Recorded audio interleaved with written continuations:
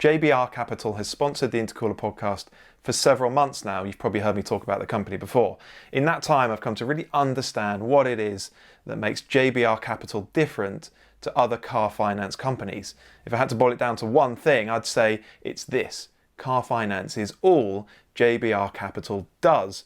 Might sound like a minor detail that, but in fact it's really important. It means JBR Capital has a profound understanding of the car marketplace and of car buyers, an understanding that other finance companies could only hope to have. In fact, that very focused approach is exactly why the company was started in the first place. We recently had Darren Seelig, founder of JBR Capital, on the podcast, episode 106, if you want to go back and listen. And he explained that he started the company when he realised that general finance lenders actually didn't understand cars or car buyers particularly well at all. So he spotted that gap in the market and he founded JBR Capital to fill it. So before you buy your next car, be it a supercar, sports car, classic car, a hypercar or a luxury car, even if it's a brand new car, go and see what JBR Capital can do for you on the finance side. And it really helps us if you tell them that the Intercooler sent you. JBR Capital is authorised and regulated by the Financial Conduct Authority. Welcome to episode 112 of the podcast, everybody. Dan Prosser and Andrew Frankel with you here.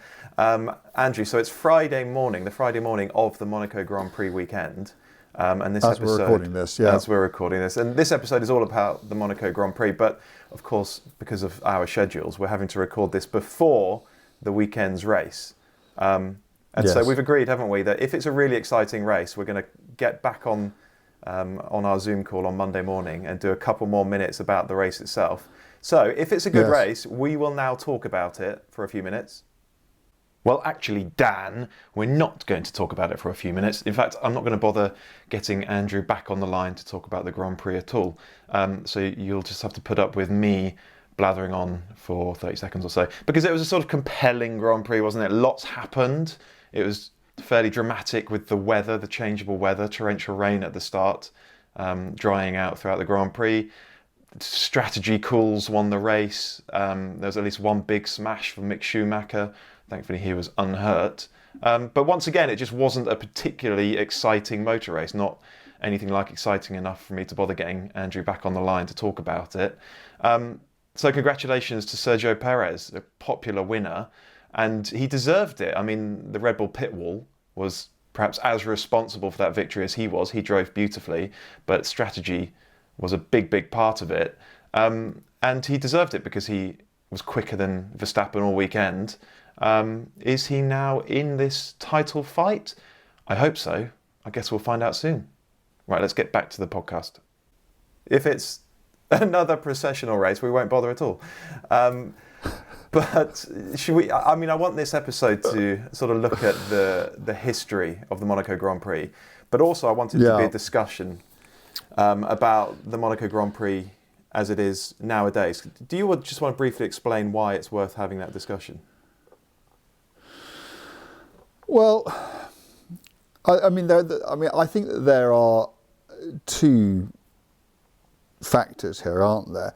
There's the whole sort of social side of it, and whether it still deserves its sort of special status in the calendar, whether frankly it still should be regarded alongside the 24 Hours at Le Mans and the Indianapolis 500 as one of the three sort of blue ribbon events of motor racing. When you've got so many other circuits coming along, and this leads into the second problem, when the circuit is so completely frankly, it's fairly unsuited to racing when it started in 1929. It is so totally unsuited to, and all of us, don't we? As I say, we're recording this on the Friday, but we're all, and I may be eating my words come Monday morning, but we're all sitting here, and we know that so often the race is decided on Saturday, and that unless something strange happens, and it does, because it rains sometimes, and then you can get completely freak results. I give you Olivier Panis, and all sorts of strange things can happen. But if everything goes the way it usually goes, which is that it's dry, and whoever's on pole, leads into Saint-Devote, then that's kind of it, isn't it? And genuine overtaking at Monaco has always been hard. But these days, I looked it up. So the first race in 1929 was won by a bloke called Grover Williams in a Type 35 Bugatti.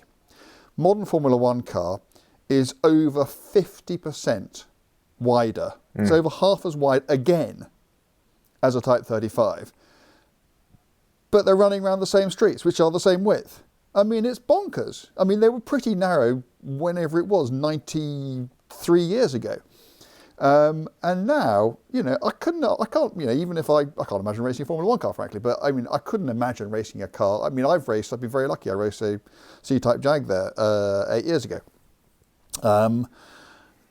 And that was absolutely as big and wide a car as I'd ever want to race around those streets. So what it's like having another sort of, half a metre of motor car out either side of you, I don't know. But so it's just become this sort of strange event. It's almost, it is a motor race in that you have winners and losers, but it's not a motor race in that it's, something where you can routinely expect people to be trying to overtake each other.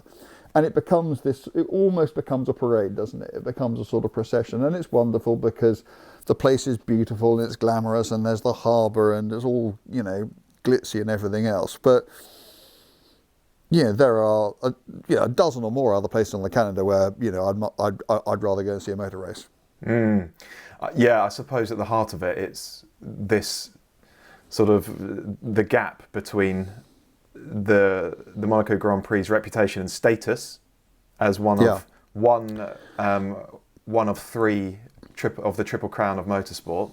It has this amazing status, and yet the racing is so often tedious and processional, and so it very rarely lives up to its reputation or its promise.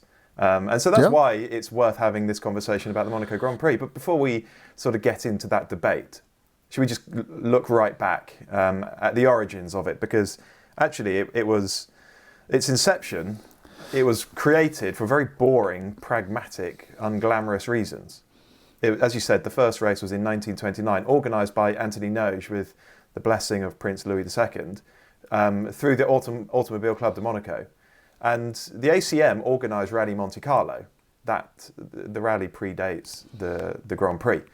And the ACM wanted to become recognised as an international governing body rather than just a regional French governing body. Correct. And the issue was that there was despite the Monte Carlo rally, there was no motorsport event solely within the Principality of Monaco. The rally was all across Europe, wasn't it? And it converged on Monaco. So the point being is that no internationally recognised sporting event started in Monaco. They all started somewhere else. So they might have ended there, but yeah, absolutely right. So the ACM needed an event that was within the confines of the Principality entirely.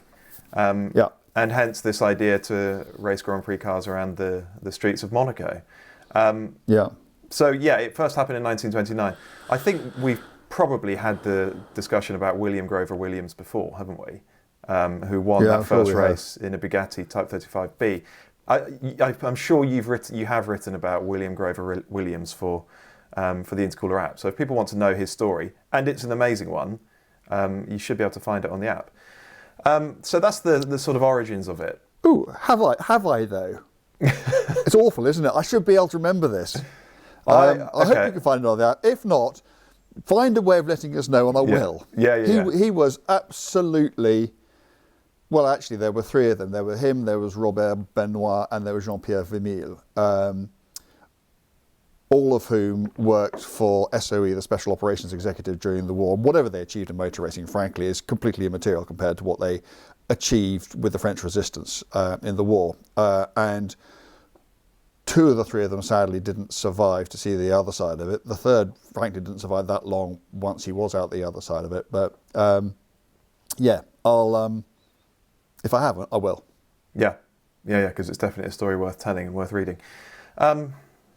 Okay, so, and as we know, through the 50s and 60s, it became a very prestigious event, didn't it, the Monaco Grand Prix? Yeah. And it's during this era that your old mate, the late Sterling Moss, won it three times, and he didn't call it the Monaco Grand Prix, did he?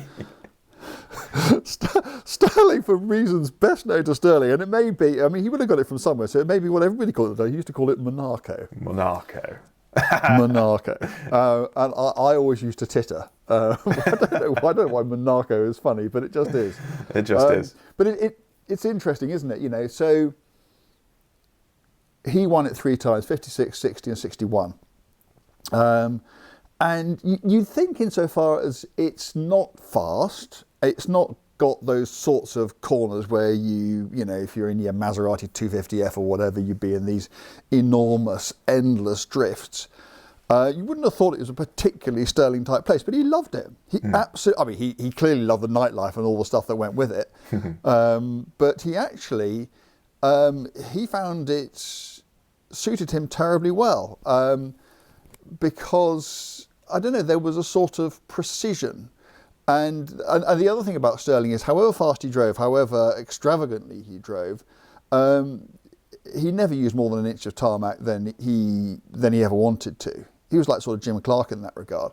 And if you're a lesser talent at somewhere like Monaco, you know, and you can't drive that precisely, then you either slow down or you don't, and you're in the wall. And the way he could thread it, it enabled him memorably in 1961 to hold off a pack of ridiculously faster Ferraris for the duration of the race. And he absolutely loved that. It actually, in a totally different way to somewhere like, you know, the old Spa or the Nürburgring, it showed. It was a great level. You know, the greater your talent, the better you would do that. It wasn't like sort of places like Reims and Monza, which are great slipstreaming places where, frankly, the bloke with the most powerful engine was likely to win the race. It was as much as the Nürburgring, as much as the old Spa. It's a proper driver's circuit. So yeah, he absolutely adored the place. Yeah, won it 3 times. Over the years, 2 cars have ended up in the harbour. Actually, that's a surprisingly small number, because whenever I see the cars racing around there and their proximity to the drink, I just think, crikey, at any moment someone could end up in there. But it's only happened twice. Alberto Ascari and Paul Hawkins, neither was seriously hurt. They were able to get out and swim to safety. I suppose neither of them would have had belts or harnesses? No, absolutely not, no. Because and if they had, they'd probably been killed. Oh my goodness me! Well, it doesn't bear thinking now, does it? The halo, the hands device, the 6-point harness. I'm not sure you'd stand a chance, would you? You'd never get out. No, let's not think about that. That's awful.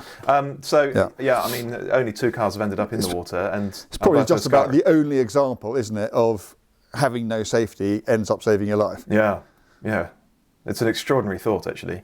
Although actually, obviously back then, and I'm digressing a little bit, but you know, it's a point worth making that, you know, it's not as if they didn't know about, you know, safety belts and that sort of thing in the 50s.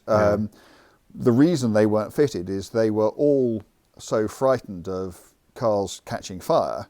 They far more fancied their chances out of the car than in it. And so if you're going to have a big one, you actually wanted to be chucked out the car. Awful though that sounds. Different times. Yeah. You earn yourself 1,000 intercooler points, which are not redeemable anywhere, if you can name the 3rd car and driver that's ended up in the Monaco harbour. The 3rd car and driver? Well, I thought there only were 2, so clearly, but it wasn't in a Formula 1 race. Nope, it was in a depiction of a Formula 1 race. In a depiction of a Formula 1 race? Oh, hang on. Oh, yeah. Okay. So we're talking about Grand Prix, the Frankenheimer movie. Brian Bedford. Oh, well done. I'm gonna give you. And he was meant to be in a Lotus, wasn't he? Well done. But I can't remember what they called. What do they call it? Well, it was Brian Bedford playing Scott Stoddart, wasn't it? Okay. Yes. Yeah. You're right. In the Frankenheimer movie Grand Prix, and yes, it was meant to be in a Lotus, but they didn't call it a Lotus. I can't remember what they called it, but yeah, he ended up in the drink. That'll come to you in the next 10 minutes or something. Probably. Yeah, there you go. Yeah, if you haven't seen it, it's actually the more shocking part is the crash that somebody has, and it's clearly just a doll that's being thrown around, but some sort of mannequin. But it's weirdly graphic and disturbing when you see that accident. Okay, let's just talk about some of the more amazing, memorable occasions from this Grand Prix. For instance, I didn't realise this until this morning, that for the decade between 84 and 93, the race was won by only 2 drivers. Absolutely in a field of their own during that time. Certainly in Monaco, Alain Prost and Ayrton Senna. And this was the era where we saw that extraordinary qualifying performance from Senna, particularly in 1988. That was in the MP44, wasn't it? So the utterly dominant McLaren, where he didn't win the race. 1.4 seconds faster than Prost, and he didn't win the race. Was that because he shunted? Yeah, he was leading by a mile, and he just binned it at the entrance to the tunnel. It was almost like, for the first time, and almost certainly the last time in his career, he just let his mind wander. He lost his concentration, and under no pressure at all, totally unforced error, cruising to victory. But sometimes that's, cruising is not a very,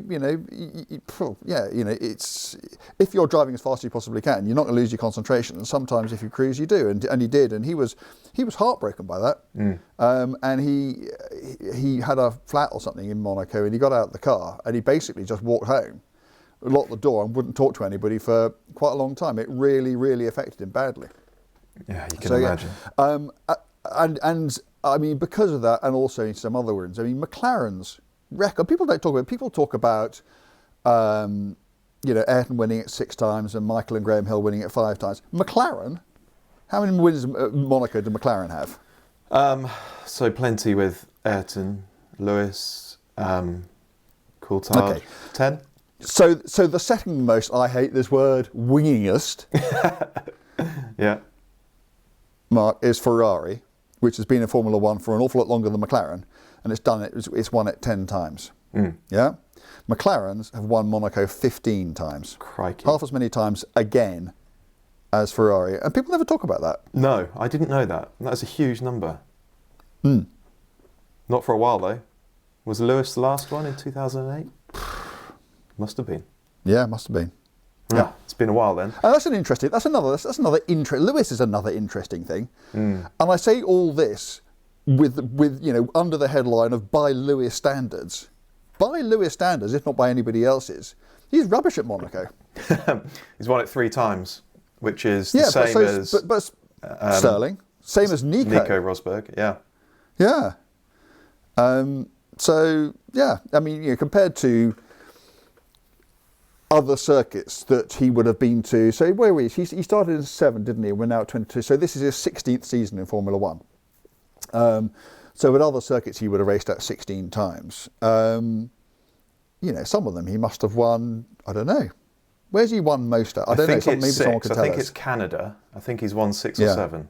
I think. Okay, so that's twice as many as Monaco. Do you think that's just bad luck, or do you think that says something about his driving style? Or I think it's partly because a little bit of bad luck, and I think there was one year where he was due the win. There was an issue, or his team Mercedes pitted him unnecessarily, and that handed it to Rosberg. So if you think about that swing, if he had won that one, that would be 4-2, and then we wouldn't be having this conversation probably.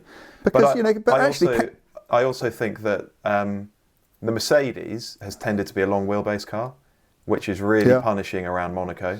And the Red Bull has often been the dominant car around there, with lots and lots of downforce and a shorter wheelbase. So, it's a good point. I agree. He's not been dominant there like he has other places. No.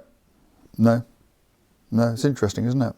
You have mentioned Graham Hill, Mr. Monaco, won it 5 times. Of course, the record though is Ayrton Senna's with 6. We have mentioned the 1982 race before, so we won't dwell on it, but I suppose I bring this up now because it's worth saying that some of the most incredible moments in F1 history have happened at Monaco. Yes. I think 82 might go down as the funniest Formula One race, or one of the funniest Formula One races. The one no one wanted to win. It's the race that no one wanted to win. Yes. And we can't go through it now because it's really complex. But basically, in the last couple of laps, several drivers span off or crashed out or ran out of fuel.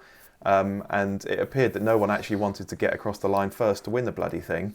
So in the end, Riccardo Patrese, who spun on that lap or the lap before, eventually came through to win the race. So it was a totally chaotic, frenetic end to the Grand Prix. In that race, okay, so René Arnoux led a lot of it, and then Prost led the rest of it until 2 laps till the end. So that's Arnoux and Prost, who are at that time both pretty much, given whoever's leading tends to win, very much expected to win. So there was Arnoux and Prost, and then Patrese was definitely going to win it until he binned it. And then Pironi was definitely going to win it until he stopped in the tunnel. And then De Cesaris was going to win it until he ran out of fuel. And then Derek Daly was going to win it until his gearbox seized. And then Patrese came back having spun it and was going to win it and not going to win it, came back and then finally won it. You've done it, well done. So it's bonkers. Yeah, I had to write it down this morning because I didn't want to sort of splurge it out and get it wrong. It's on YouTube. You can go and watch it. James Hunt commentating. Yeah. Yes. 1996, only 3 cars finished. So if you get to the end of that race, you're on the podium because it was a wet to dry one, won by Olivier Panis, his only F1 win. And Coulthard and Johnny Herbert second and third. Okay, 1,000 intercooler points to you if you can tell me what was unique about the 1952 race. There wasn't one? There was one. Okay. Although interesting, there wasn't one in 51, 53 or 54. So it's not like the British Grand Prix. Race. No, it wasn't an F2 race. I don't know. Close. You're in the right direction, though. Okay, go on. Let's have it. It was a sports car race. Oh. It was a non-champion. Frankly, it's the only reason I ever got to race there. Of course. The only reason they race sports cars at Monaco in the historic is because for 1 year only, the Monaco Grand Prix was a non-championship sports car race. So I'm very grateful for that. Okay, well, hold on to that thought because we must talk about it. The other flashpoint that I wanted to recall was Michael Schumacher parking up in qualifying in 2006. He was quickest, but Fernando Alonso in his Renault was behind him, going faster, looked likely to take pole, and so Schumacher parks up at Le Rascasse. And that's it. That's the end of qualifying. Didn't get away with it. He was sent to the back of the grid by the stewards. So it didn't exactly work out in his favour. Didn't Nico do something similar to Lewis as well? Yeah, he was a bit more dastardly. So we can't say for certain it was intentional because he went down a slip road, knowing that if anyone goes, perhaps knowing that if anyone went down that slip road, there'd be a yellow flag. So, yeah, maybe. But it just goes to, again, it just shows just how important quali is there, doesn't it? Yeah, it really does. You know, if you see P1 come off in your dash, and you're on your slowing down lap, and you know that your probably quicker teammate is on his hot one, and you just think, if I just nip down there, I'm on pole. And I'll probably win the race. Probably win the race. Whew, it's tempting. Might win the championship. Yeah, very tempting. Okay, so I mean, the point of all that was to demonstrate that we don't get good wheel-to-wheel racing necessarily at Monaco, but there have been lots of flashpoints. I guess because it's one people are so determined to win, and it's one where there is zero margin for error. But, I mean, you have a unique perspective here. You've not raced a Formula One car there, but you have raced an old sports car there. Just tell us a little bit about what it's like. I mean, are you constantly looking at the barriers and the walls thinking, I could hit that? Or do you just get on I think the first thing I would say, it was never somewhere that I dreamt of racing. I wanted to race the great European circuits. I wanted to race at Le Mans, the Nürburgring, and Spa. That's what I really wanted to do. Monaco was never there, but then of course the opportunity came up, and of course, why wouldn't you? And you know, so it was the 2014 Monaco Historics, and yeah, I was in this beautiful C-Type Jaguar, and I was just really bloody nervous. I mean, the car wasn't insured, unbelievably, And I just didn't want to bin it. And I can remember just driving around and thinking, well, it's very interesting, but I can't really see how you can string it together, let alone make it all flow. And I think we had some practice, and that was okay. And then in qualifying, I decided that I was going to throw qualifying because I wanted to be right at the back. So I was just going to let him go because if there was any kind of carnage, I just wanted to be as far from it as possible. And there are only two ways of doing that. One is to be on pole and disappear, and that was never going to happen. And the other is to be right in the back. But I don't know how. It's the only time I've ever stuffed it up by going faster than I intended to. But I ended up literally in the middle. I think I was like sort of P12 on the grid or something. And then in the race, something really strange happened. I just kind of, people who race there regularly say that this happens there. You just find the rhythm. And then suddenly what looks like this most Mickey Mouse of circuits just starts to really, really flow. And particularly the bit so you come out the tunnel and you've got that horrible little chicane, which isn't nice. But from there through to back and through the whole swimming pool complex, it's absolutely epic. Wow. And everything looks different to any other track you race on. Everything sounds different because you've got all the noise bouncing off the walls. And what you mustn't do is find yourself in a position where you're sort of looking around and thinking, I'm racing at Monaco, because then you're in the wall. There's really very little time to think of anything, even on a very slow car like a C-Type. You're always busy, particularly if there are people around you. I did overtake someone at Monaco.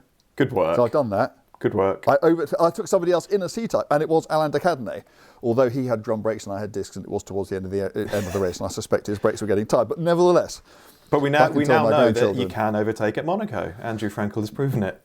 Andrew Frankel's proven it. I think he probably also he probably realised I was, probably more keen on, getting ahead than he wasn't keeping me behind. So I think he probably just let me go anyway. But anyway, so yeah, it's strange. And I actually ended up really loving it, absolutely loving it, in a way I'd never expected. And I'd gone there, and Gary Pearson very kindly walked me around the entire circuit and showed me all the little bits of curb that you use and bits of curb that you don't use. And, we were going up the hill towards Casino Square, and they've got that, what is it, Massenet? That really quick left going down to Casino Square. And judging where to brake for that is an absolute nightmare. And I can't remember, but it's like it's either the second bus stop or the third pedestrian crossing or something that you brake out or turn in at. And I'd learnt all that, and suddenly, because of all this help that I'd had, and I'd spent a bit of time on the circuit, it kind of got together, and then it was wonderful. But God, I wouldn't want to race anything wider than a C-Type, let alone half a metre wider, let alone something, with whatever they got, 900 horsepower. I probably had 250. I mean, it's just, hats off to them. I just don't know how they do it. The speed at which their brains must work. And also, there are 20 of them out there in these cars. I just don't know how they do it. It is absolute, and that in itself, just seeing them do that and just appreciating the enormity of the talent on display is something of a spectacle, but it's still not great racing, is it? Well, you make two very good points there. So let's discuss that. Let's talk about whether or not it deserves its place on the F1 calendar, and whether or not it deserves its special status as one of the three pillars of the Triple Crown of motorsport. Because even now, or perhaps more so now than ever before, when the cars are this fast and this big and powerful, qualifying at Monaco is an almighty spectacle. The fastest cars in the world, the best drivers in the world, absolutely flat out around this place where there is so little room, no margin for error. And Lewis said it in a video the other day, to be fast qualifying in Monaco, you have to be prepared to touch the walls. So it gives you an idea of the precision they need to be capable of. To the extent that you can see them do this sometimes. They will nudge the barrier, but they will be so precise. It is just the very corner, just where the tyre just curves down. It's like a millimetric. Not enough to destabilise the car, and if they'd done like a centimetre more, they'd have taken the corner off the car and they'd been in the wall straight away. And you think of the speed that they are doing it at. It's well, it depends where you'll be listening to this. So I hope that when you watch this on Saturday, which is actually ahead of where we're recording this, but that everybody just takes time to just focus on, because actually it's quality at Monaco. It's the only race of the year where quality is usually more interesting than the race. And do you know what? There are lots of circuits that, for safety reasons, have enormous runoffs. Think of Paul Ricard, for instance. You don't get to appreciate the skill of a qualifying lap there. But at Monaco, you appreciate it. As a demonstration of skill, it's second to none. That's the Saturday. There is nowhere to go. Yeah. That's the Saturday. And then we have the Sunday. And as we've mentioned, unless something unforeseen happens, which it can do, the bloke who's on pole trundles round, keeps everyone behind and wins the race. Normally. Yeah. And the cars are too big, they're too wide, there's no space to overtake, and so it becomes processional. So that's the argument against, isn't it? Is that it actually quite rarely throws up a really compelling Grand Prix. Yeah, and it's and that's usually what has to happen to get an interesting Monaco, usually what you need is some weather, don't you? And we might have some this weekend. Oh, okay. So like a Panis 96, can we just talk about 1984 for a moment? Okay. When that is the race that Senna should have won in the Tolman. And it was ended, I think, on lap 32, when Alain Prost, driving a McLaren, won the race, and Jackie Ickx unilaterally, without going to the stewards, decided to end, and he was the clerk of the court, he decided to end the race. And the fact that Prost had a Porsche engine in the back of his McLaren, and that Ickx was a works Porsche driver at the time, I'm sure had nothing whatever to do with it. But that was extraordinary, because Senna got past Prost, and the race ended that lap. And because you always take it from whoever's leading on the lap before, that's the only reason that Alain Prost is on paper deemed to have won that race. And let's not forget at the same time, Stefan Beloff, who's always forgotten that race, he started 20th, came third. That is amazing. In a normally aspirated car against the turbo cars. So you do get these anomalies. Sometimes it's so wet there and so slow. So in 1972, this is the last Formula One race a BRM ever won. Jean-Pierre Beltoise, in the only Formula One race he ever won, he won there in 1972 in a 3-litre, well, not slicks because they'd have been on wets at the time, but nevertheless, big fat tyres, wings, 3-litre, 500 horsepower Formula One car, in the second slowest Monaco Grand Prix in history.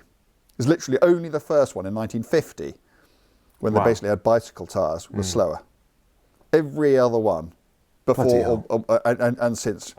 So that's how wet it was then, and that was just pure survival. So it can happen, but it's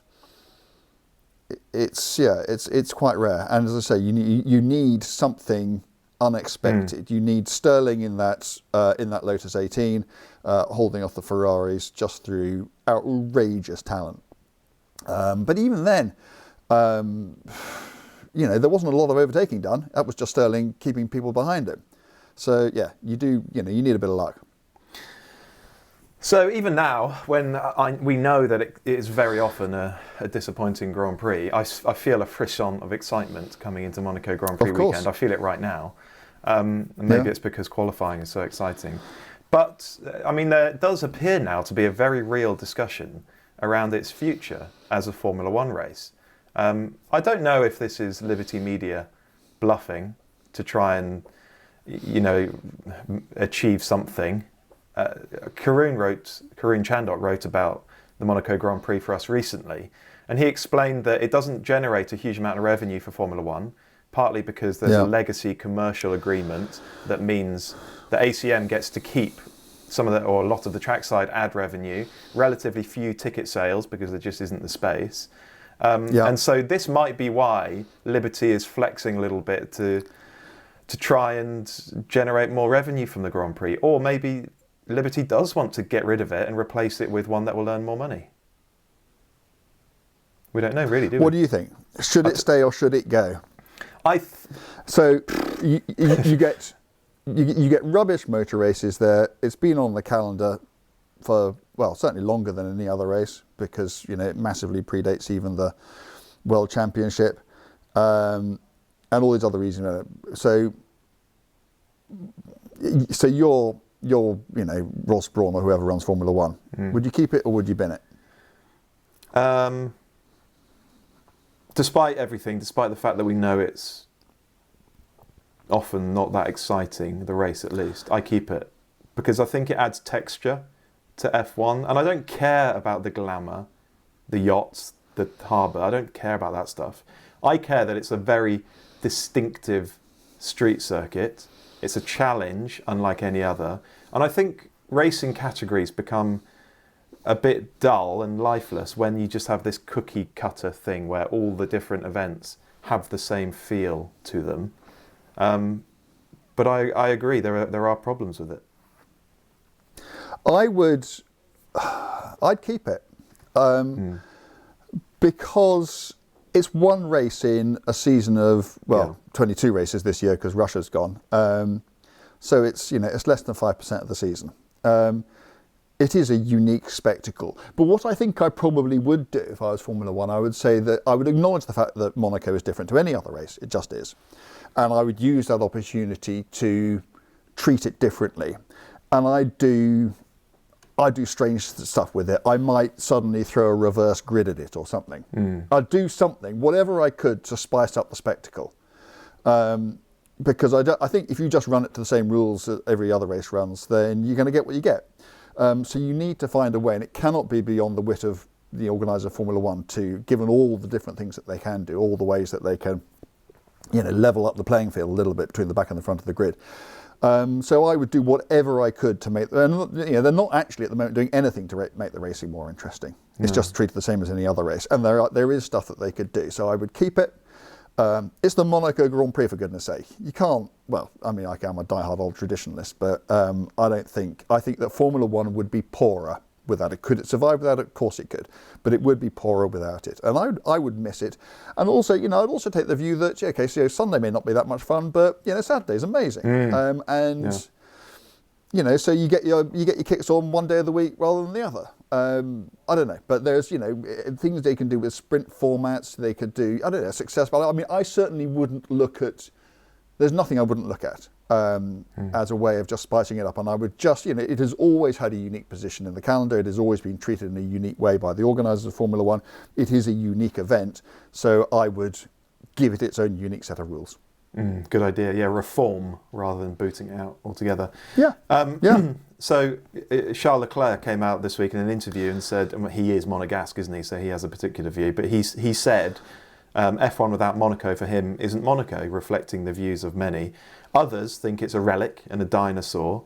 And there's a good case to be made there. I do wonder if there's something about the glamour of it all of a sudden in this day and age feeling irrelevant to most people. I think about the Oscars. So this is this very glitzy award ceremony, which ultimately is millionaires giving nice shiny statues to millionaires, and us plebs are supposed to be grateful that we get to witness this. And I just wonder if there's something about changing attitudes, a changing society. In its heyday, Monaco, we think of Princess Grace, the casino, the yachts, the Riviera, all very appealing. But as the world has become more conscious about wealth inequality and of tax avoidance, and Monaco is a tax haven for the super rich, I do wonder if more and more people are looking at Monaco and seeing the nefarious side of it, not the glamour and the beauty of it. I wonder if that's bubbling away underneath. I think, it's a very, very interesting point. And certainly things like the Oscars have nothing like the status or interest among the public that they used to have. And partly that's because we've all got so many other things to distract us and that sort of thing. But I think there's an awful lot in what you say. That said, you know, I think Formula One is a glamorous sport. It's certainly meant to be, and I have no particular problem with that. I've got a massively bigger problem with them going to Bahrain and Saudi Arabia, and you know, and all the stuff that goes on there. And Monaco is a tax haven, but I don't know. It's I think it's better on the calendar than not, and I think that there are other places that Formula One goes which are far more questionable than Monaco, at least to me. That's a good point. Okay, well that's the Monaco Grand Prix. It's an interesting one, isn't it? And if you're, those of you listening to this, you'll know if we had a good race over the weekend because we'll have come back to talk about it at the start of the podcast. If we didn't bother, clearly it was an unremarkable Grand Prix, which is part of the problem, isn't it? So, yeah, I just hope it's a good one because I do look forward to it each year. We'll see. So, thank you, JBR Capital, for sponsoring the podcast. If you're looking to buy a new car or a used car, go and see what JBR Capital can do for you on the finance side. Please also rate and review the podcast, subscribe or follow wherever you get your podcasts. Before we move on to the listener question, I just want to mention the Toyota GR86, which I've been driving this week. Replacement to the GT86, which is a car you adore, isn't it? You really like that car. Well, it amuses me. Okay, it amuses me. I don't adore it. I've never been anything less than thoroughly entertained by them, though. Okay. Well, but I read what you've written, and you weren't such a big fan of it, were you? So I had fun in a GT86 on track one time, and I thought it was brilliant there. Yeah. But I didn't like the gear shift. I didn't like the clutch pedal action. I didn't like the steering. I didn't like the engine. So there were lots of things about it. I didn't like the tyres. Lots of things about it that annoyed me on the road. This new car, the GR86, which is actually an evolution of it, totally addresses every concern and criticism that I had of the GT86. It's fantastic, and it's no less fun to drive. The engine is sweeter. There is one massive problem with it. Unless you've got one of the first allocation of 430 you cars. You ain't getting one. You ain't going to get one. They're trying. Toyota GP are trying to get a few more cars in. But they have to get them from other markets. Toyota can't, actually it's Subaru, can't just build more because the thing's only going to be in production for 2 years, but owing to safety legislation that changes in 2024. So there is very limited supply, and if Toyota GB manages to get more, it'll be from other markets. So, it's not as though they're going to suddenly find a couple of thousand cars and meet demand. They might find maybe the same again, although I'd be surprised. So would I. And there are no guarantees they'll find it even a single car extra. So it will be a rare car in the UK. If you've got one, congratulations. If you haven't, there might be. I imagine the residuals will be quite good on one of those. There's going to be an overs market for it, isn't there? Particularly because it's so good to drive. My full review is on the Intercooler app now. Go and check it out. And as has become tradition, we end these podcasts with a listener question. This one is from Keith Gibson. Thank you for your question, Keith. If you could have any writer from any period contributing to TI, who would they be? He suggested Setright and Russell Bulgin, but we want your answers, Andrew. Okay. Obviously not including the ones who already do, because actually, and I'm not just saying this to keep our contributors sweet, so many of the people who would be on that list are already writing for us. Yeah. For which I feel insanely lucky. It's a very perceptive question, particularly the names already given, because I think that Setright and Bulgin are probably the two names that most immediately spring to mind. Chris Harris, I would love him to do some stuff for us. He is quite busy at the moment, being a television star and so on and so forth. Steve Cropley, again, would love him to, but he is contracted to Autocar, which is completely understandable. And then looking back, I just love that sort of 70s, 80s era of car magazines. So guys like Steady Barker, George Bishop, Phil Llewellyn, wonderful, wonderful writers. Doug Blaine, the bloke who basically started Car Magazine. There are so many, aren't there? But at the same time, I just think that the guys and girls that we have writing for us now are superb and as good as you'll find anywhere in the world, frankly, in motoring journalism as a team. And so, what I'm not doing is sitting here thinking, oh, if only we could have had this, that and the other, because I think the team we got is absolutely fabulous. I'd love to have May and Clarkson because they've both meant so much to me as a car enthusiast and as a car journalist as well. Also, I mean, there are certain difficulties here, but what about Hunter S. Thompson and PJ O'Rourke? People like that. Well, yeah, but they're not motoring journalists, are they? No. As such, but yes, absolutely. Those iconoclasts who just write so brilliantly, so vividly, and with such attitude. I think they would have been a wonderful fit for TI. So there we go. Thank you for your question. It's a good one. Get your listener questions in because we like ending the podcast that way, and we'll do that again next week. Thank you very much.